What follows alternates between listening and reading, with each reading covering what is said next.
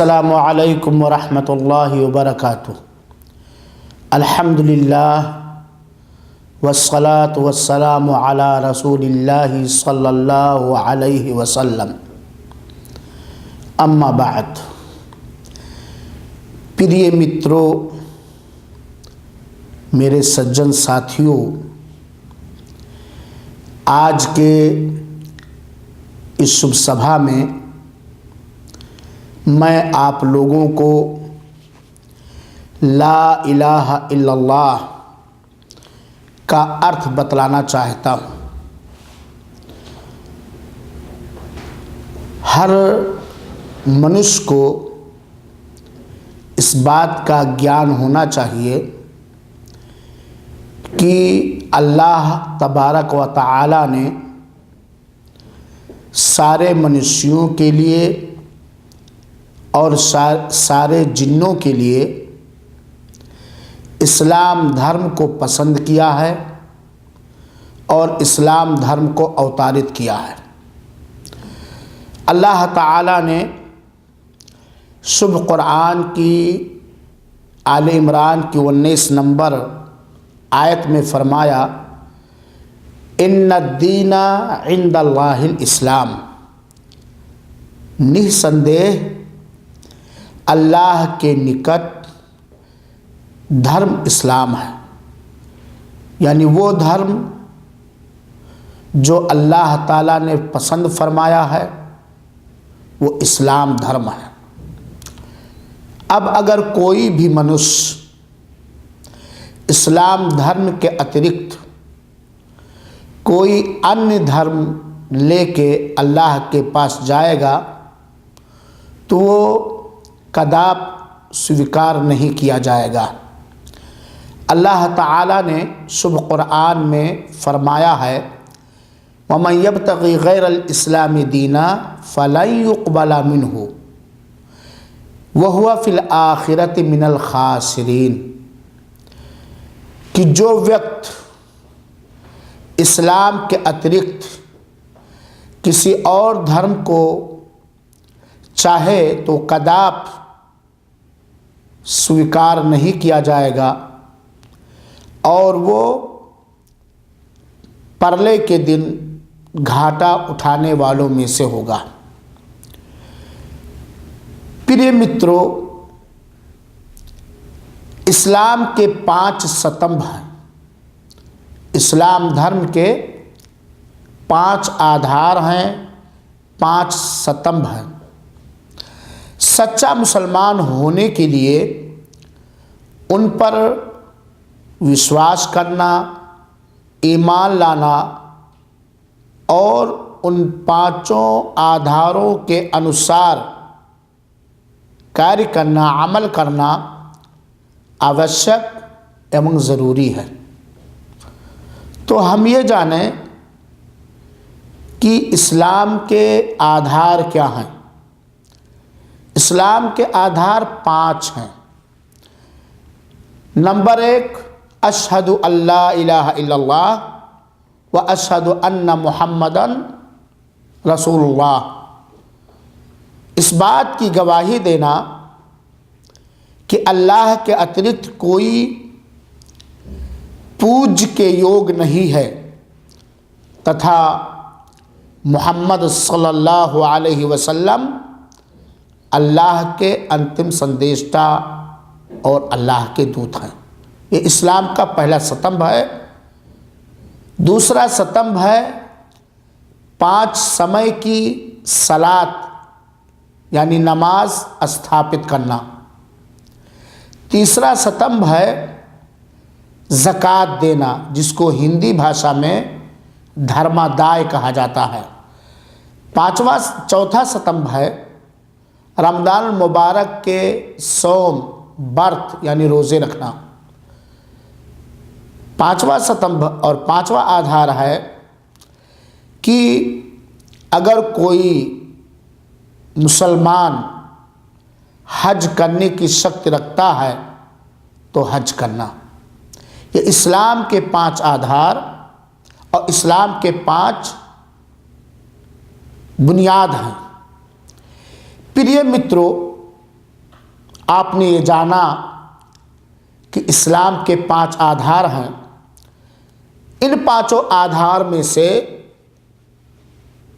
पहला आधार ला इलाहा इल्लल्लाह है कि अल्लाह के अतिरिक्त कोई सत्य उपास नहीं, या अल्लाह के अतिरिक्त कोई पूजनीय नहीं, अल्लाह के अतिरिक्त कोई पूजा के योग और लायक नहीं है।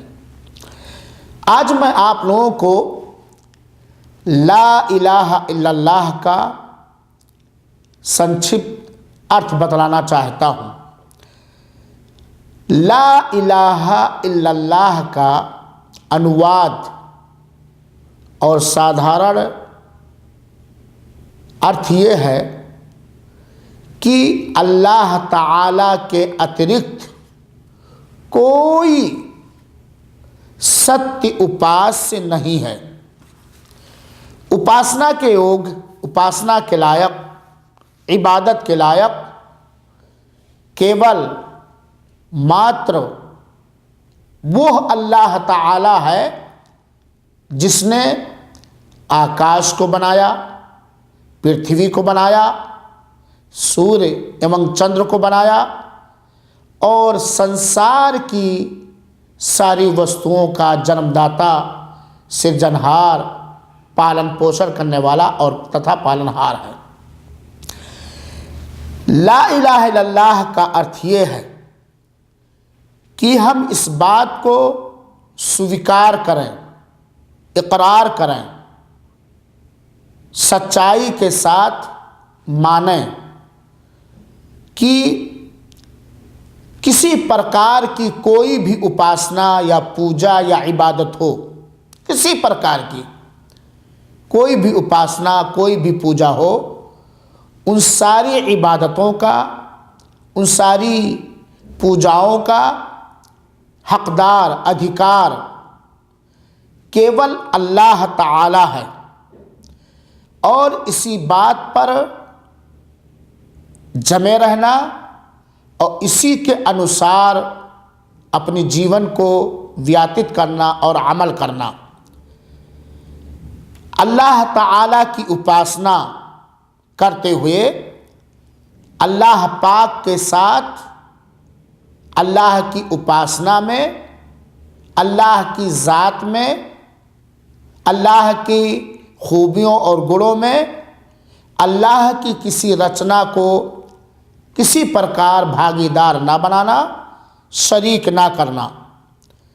इसीलिए कहा जाता है ला इलाहा इल्लल्लाह के बारे में कि इसका अर्थ है ला माबूदा बिहक़्क़िन इल्लल्लाह, अल्लाह ताला के सिवा, अल्लाह ताला के अलावा कोई इबादत का अधिकारी या हकदार नहीं है। अगरचे कुछ लोगों ने इसका दूसरा अर्थ बतलाया है कि अल्लाह के अतिरिक्त कोई मौजूद नहीं है अलावा, लेकिन वो सही माना नहीं है। इसीलिए अल्लाह ताला ने सूरह मोहम्मद की आयत नंबर 19 के अंदर फरमाया फ़अलम अन्नहु ला इलाहा इल्लल्लाह वस्तगफिर लिज़ंबिक। विश्वास के साथ, यकीन के साथ इस बात का ज्ञान प्राप्त कर लो, इस बात को जान लो कि ला इलाहा, कोई सत्य उपास्य नहीं है, इल्लल्लाह, सिवाय अल्लाह के, यानी अल्लाह के अतिरिक्त कोई भी सत्य उपास, पूजा के योग, उपासना के लायक, इबादत के लायक नहीं है। वस्तगफिर लिज़ंबिक, अपने पापों के सिलसिले में अल्लाह ताला से क्षमा मांगो, अपने गुनाहों के बारे में इस्तिग़फ़ार करो। प्रिय मित्रों, ला इलाहा इल्लल्लाह का अर्थ समझने के बाद आप ये कहते होंगे और समझते होंगे कि इसका अर्थ ये हुआ कि अगर कोई उपासना के लायक, इबादत के लायक, पूजने के लायक, मांगने के लायक, प्रार्थना करने के लायक, निर्भर के लायक, भरोसा के लायक अगर कोई है तो मात्र अल्लाह है, अल्लाह के अतिरिक्त कोई नहीं है। आप इस प्रकार इसको समझिए कि ला इलाहा इल्लल्लाह में दो भाग है। ये अरबी जो शब्द है ला इलाहा इल्लल्लाह, इसमें दो भाग है। पहला भाग है ला इलाहा, दूसरा भाग है इल्लल्लाह। ला इलाहा गोया इसके अंदर इनकार नकारना है, दूसरी चीज क्या है, स्वीकरण करना और साबित करना, इनकार और इस बात। पहले भाग में ला इलाहा इल्लल्लाह में नकारा गया है, इनकार किया गया। ला इलाहा, कोई सत्य भगवान नहीं, कोई, ना कोई संदेष्टा, ना कोई देवदूत, ना कोई देवी देवता, ना कोई ऋषि मुनि, ना कोई वली, ना कोई फकीर, ना कोई पेड़, ना कोई पत्थर, कोई भी वस्तु, कोई भी वस्तु ये पूजा के लायक, पूजा के योग्य नहीं है, कोई भी। इल्लल्लाह, सिवाय अल्लाह के। तो ला इलाहा इल्लल्लाह में दो भाग है। ला इलाहा एक भाग जिसके अंदर नकारा गया है कि कोई भी उपासना के लायक नहीं है, पूजा के योग्य नहीं है, इबादत के लायक नहीं है। इल्लल्लाह, इसके अंदर स्वीकरण किया गया है, तस्लीम किया गया है, साबित किया गया है कि अल्लाह ही उपासना के लायक है, इबादत के लायक है। अब जब आपने ये बात समझी कि पूजा के योग अल्लाह ताला के अतिरिक्त कोई नहीं है, तो आप इस आयत को थोड़ा समझने की कोशिश करें। शुभ कुरान के सूरह बकरा की आयत नंबर 256, इसका अनुवाद जाके पढ़ लेंगे, इसका तर्जुमा पढ़ लेंगे। अल्लाह ताला ने फरमाया है, फमन यकफिर बित्तागूत व युमिन बिल्लाह फ़क़द इस्तमसका बिल-उर्वतिल वुथक़ा। सुभान अल्लाह, ये शुभ कुरान है जो अल्लाह का कलाम है। इस कलाम में अल्लाह ताला ने फरमाया फमन यकफुर बित्तागूत, जिसने तागूत का इनकार किया, तागूत को नकारा, व युमिन बिल्लाह, और अल्लाह ताला पर ईमान लाया, विश्वास किया, आस्था किया, फ़क़द इस्तमसका बिल-उर्वतिल वुथक़ा, तो उसने मजबूत कड़े को थाम लिया। तो तागूत का इनकार करना और अल्लाह पर ईमान लाना, यही ला इलाहा इल्लल्लाह का अर्थ है। तागूत किसे कहते हैं? अल्लाह के अतिरिक्त जिन चीज़ों की भी उपासना होती है, जिन वस्तुओं की भी पूजा होती है और वो इस पूजा से प्रसन्न है, वो तागूत हैं, वो तागूत हैं। मेरे भाइयों साथियों, अल्लाह ताला ने कहा है वक़दा रब्बुका अल्ला ताबुदू इल्ला इय्याह, और अल्लाह ताला ने ये फैसला फरमा दिया है, ये निर्देश एवं आदेश दे दिया है कि अल्लाह के अतिरिक्त किसी अन्य की पूजा ना करो। अल्ला ताबुदू इल्ला इय्याह, तुम उपासना ना करो, तुम पूजा ना करो, तुम इबादत ना करो, इल्ला इय्याह, सिवाय अल्लाह के। ये ला इलाहा इल्लल्लाह का अर्थ हुआ कि अल्लाह ताला के अतिरिक्त कोई भी सत्य उपास नहीं है। मेरे मित्रों और साथियों, ये ला इलाहा इल्लल्लाह जिसको कलमा इखलास कहा जाता है, इसी को लेके सारे संदेष्टा आए, सारे संदेष्टा इसी निमंत्रण को लेकर के आए, इसी दावत को लेकर के आए। चुनाचे अल्लाह ताला ने कुरान में फरमाया, वलक़द बअसना फी कुल्ली उम्मतिन रसूला अन इअ्बुदुल्लाह वज्तनिबुत तागूत।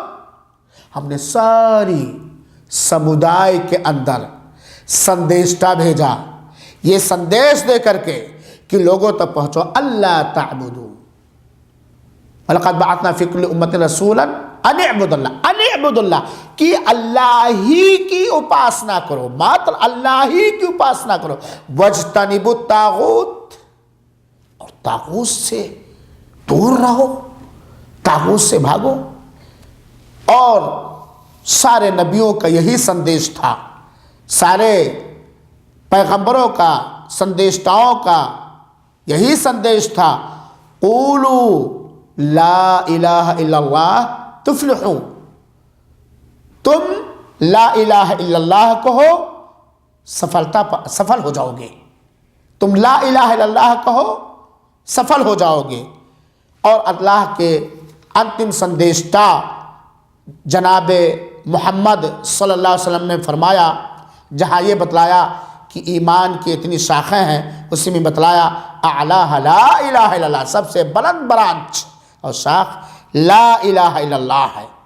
और मेरे मित्रों, यहाँ ये भी समझ लो कि अगर कोई मनुष्य अपनी ज़बान से ला इलाहा इल्लल्लाह पढ़ता है, सिर्फ ज़बान से, हृदय में इसका आस्था नहीं रखता, इस पर विश्वास नहीं रखता, इससे प्यार और मोहब्बत नहीं करता, इस कलमे तौहीद के अनुसार वो अल्लाह का आज्ञा पालन नहीं करता, और अगर कोई भी मनुष्य अल्लाह की उपासना में, अल्लाह के अधिकार में, अल्लाह की किसी रचना को भागीदार करता तो मुसलमान नहीं है। इसीलिए अल्लाह के रसूल अकरम सल्लल्लाहु अलैहि वसल्लम ने फरमाया है, सही मुस्लिम की रिवायत है, रावी हदीस उस्मान रज़ियल्लाहु ताला अन्हु है, अल्लाह के रसूल अकरम सल्लल्लाहु अलैहि वसल्लम फरमाया, मन मात व हुवा यअलमु अन्नहु ला इलाहा इल्लल्लाह दखलल जन्नह। जिस मनुष्य की मृत्यु इस बात पर हुई कि वो जानता है अन्नहु ला इलाहा इल्लल्लाह, कि सत्य उपास मात्र अल्लाह है, इबादत के लायक केवल अल्लाह है, दखलल जन्नह, तो स्वर्ग में प्रवेश करेगा, स्वर्गवासी होगा। यहां क्या बतलाएगा, मम्मात वहुवा यअलम, वो जाने। आज बहुत सारे मुसलमान हैं, बहुत सारे, चाहे वो महिला हो, चाहे पुरुष हो, चाहे मर्द हो या औरत, ला इलाहा इल्लल्लाह का अर्थ नहीं जानते, जबान से पढ़ते। और सत्य बात यह है कि अगर कोई भी मनुष्य ला इलाहा इल्लल्लाह पर अध्ययन करे, गौर करे और इसके अर्थ को समझ जाए, तो वो उसका आचरण ये कहेगा, उसकी फितरत ये कहेगी कि हर प्रकार की उपासना मात्र अल्लाह के लिए है, अल्लाह की उपासना में कोई भागीदार और कोई शरीक नहीं है। प्रिय मित्रों और साथियों, यह ला इलाहा इल्लल्लाह का अर्थ हुआ। अब यहां एक बात आपको और बतलाता चलो मैं, जो बहुत ही आप ध्यान से सुनेंगे और उस पर गौर करेंगे कि ला इलाहा इल्लल्लाह के सही होने के लिए कुछ चीज़ों का मानना और उसी के अनुसार चलना ये अनिवार्य है। अगर हम उसके हिसाब से नहीं चलेंगे, नहीं मानेंगे, तो कभी भी हम मुस्लिम नहीं हो सकते, और जब हम मुस्लिम नहीं हो सकते हैं तो हम स्वर्गवासी नहीं हो सकते हैं।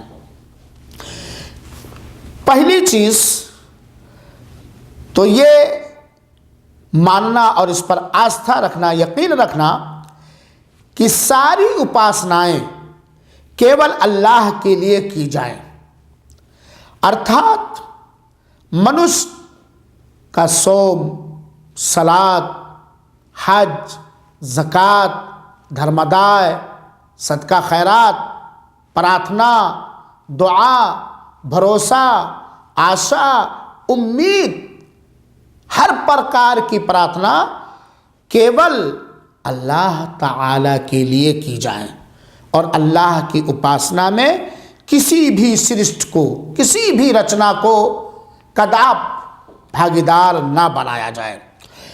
दूसरी चीज़, अल्लाह तथा उसके दूत संदेष्टा की दी हुई उसकी सूचना को स्वीकार किया जाए। समस्त बातों पर पूर्ण विश्वास रखा जाए। अल्लाह ताला ने और अल्लाह ताला के अंतिम संदेष्टा आदरणीय मोहम्मद सल्लल्लाहु अलैहि वसल्लम ने जिन चीज़ों की सूचना दी है उस पर विश्वास किया जाए, यकीन किया जाए और उस पर उसी के अनुसार चला जाए। तीसरी बात, अल्लाह ताला के अतिरिक्त, जरा ध्यान दीजिएगा, अल्लाह ताला के अतिरिक्त जिन जिन वस्तुओं अथवा व्यक्तियों की पूजा की जाती है, उनकी भक्ति तथा उपासना की जाती है, इसको नकारना, इसका इनकार करना। इसीलिए अल्लाह के रसूल अकरम सल्लल्लाहु अलैहि वसल्लम ने फरमाया है, मन क़ाला ला इलाहा इल्लल्लाह व कफ़रा बिमा युअबदु मिन दूनिल्लाह हरमा मालुहु व दिमाउहु व हिसाबुहु अलल्लाह, रवाहु मुस्लिम। अंतिम संदेशता का ये निर्देश है कि जिसने